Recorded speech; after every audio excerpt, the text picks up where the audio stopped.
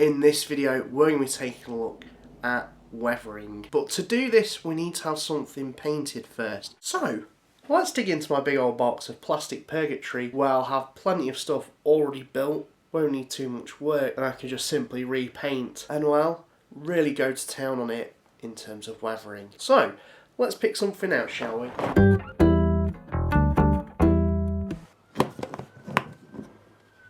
Okay, so immediately I can see something that I really want to work on. This whirlwind tank from Warhammer 40k, I've had this for absolutely years. I think I got this for my birthday about 20 or so years ago. And as you can see, little Dan did have a go at painting this thing up. As such, it's a bit damaged. The paint is incredibly ropey. And the build itself is actually incorrect before anyone comments. But there's a lot of charm to this thing. There's a lot of memories to it. So digging into some initial inspiration as to how I'm going to paint this thing up, I'm going to keep it ultramarines blue. And a fun note here, I've not really painted any space marines yet in this video series. So this kind of counts, because there is a Space Marine seated in there. I know it's kind of mad that I've done this series and we've not touched one yet. So here you go. Now, as this is an older model, the paint styles for this have changed. The original fully metal kit had a box art where it had really bright, vibrant, retro colours. And as the plastic kits kind of got introduced later on, naturally the colour and art style started to shift more into what we know now. So I kind of want to have the balance between the two. Now, I've painted a rhino before, of which I'm going to show you as an example, and I've weathered that up using mainly Tamiya weathering powders, and that's definitely something that you can use, but I'm going to try and avoid using those, as I've used them before in my previous video where we blended my character into the snow environment that we're in. This, I really want to try and show what you can do with paints themselves in regards to weathering. So with enough of me blabbing on, let's get this thing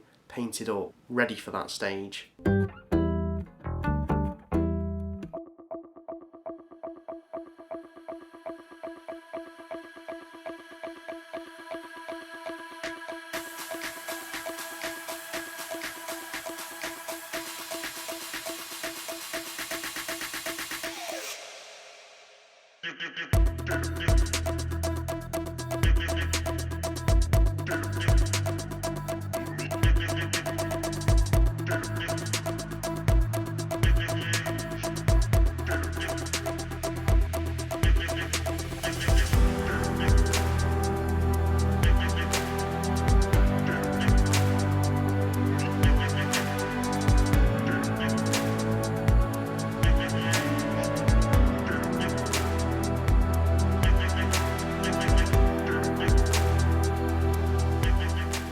I'm going over the model with Nuln Oil.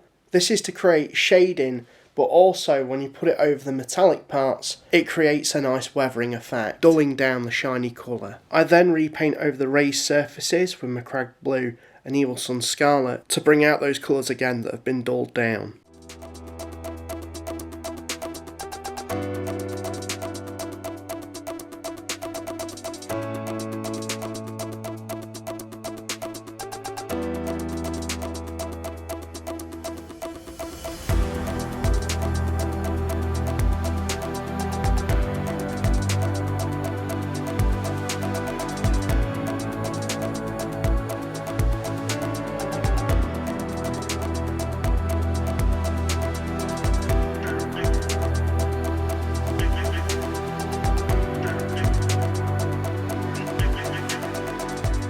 Next, I'm going to add some decals onto the model. We're applying these at this stage because we can paint over them and weather them up to really blend them into the model. Now, I'm really not a fan of decals, mainly when you're applying them to actual models with unsmooth surfaces. On vehicles, it's a little more manageable. It's still kind of stressful, so I'm not going to show you how I apply all the decals that I'm going to onto this model, but Decal Fix certainly helps in lifting the decal off the sheet and makes it a lot more pliable when you're putting it onto the model. So the technique that I find works best is naturally dunking the decal into the solution.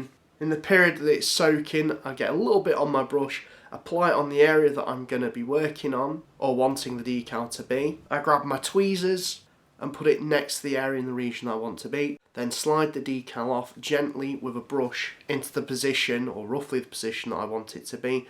Then I can make adjustments either with the brush itself or my modelling scalpel. Just being very, very gentle with that when moving it. Just know this, it takes a bit of work to get decals to sit in the position where you want it to be.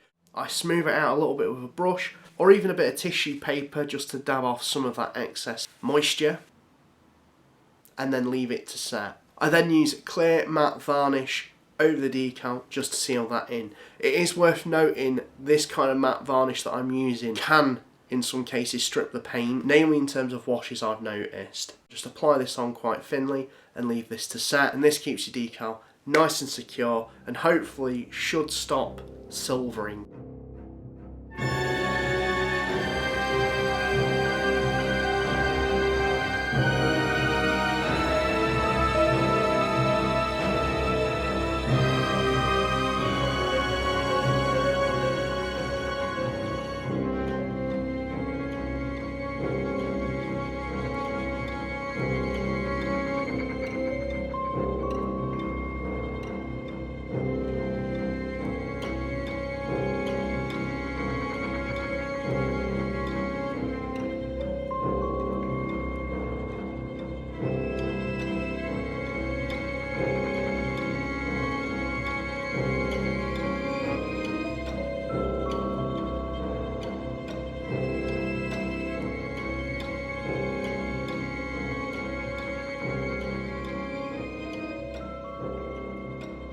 So that's the whirlwind painted and done, and if we really wanted to, we could leave that there. But we're not going to do that because we want to make this thing look like it's been through hell and back. To create a chipping effect, I'm taking a bit of sponge, tearing pieces off just to create different textures on that surface and make it uneven. Taking Calidor Sky and White Scar and mixing these two together to create an even lighter colour, I take a pair of tweezers and pick up that sponge and dip it into the mixed paint. And before applying it onto the model, I take a white piece of paper and gently stipple it on, just to remove some of that excess in order to get the right amount of chipping that I'm looking to create. When it comes to applying this onto the model, it's worth changing the position in order to create a more random effect, and you don't want it to look uniform. For me, this is my first time having a go at chipping. With all the steps that I'm about to show you, I do quite heavily. If you're wanting to just do these subtly, you just tone it back a little bit from what I do. My biggest recommendation is take your time. Come away from the model a bit, inspect it, try and work out where naturally this weathering's going to fall, and you can build up that way. I then add a few lines of scratches onto the decals to make it look like they've been scratched or rubbed off over time. It's worth using a very thin brush to do this. I then wanted to do some chipping on the red on the sides of the tank, mixing Evil Sun Scarlet with some White Scar, dipping my sponge in, stippling the excess off, and gently dabbing this onto the parts that are red, avoiding any blue. I dry brush some Rhinox High, working my way all around the lower part of the tank to make it look like it's gone through mud. I then come in with some Mornfang Brown and do an even lighter dry brush in the same areas, just to add a more lighter mud tone. Finally, I use some Runefang Steel, using the same way we did that chipping effect. I focus this more on the sharp corners of the tank, areas where the paint would have rubbed off more prominently to expose that metal. And well, that's the whirlwind tank done, and let's take a look at it a little bit closely, shall we?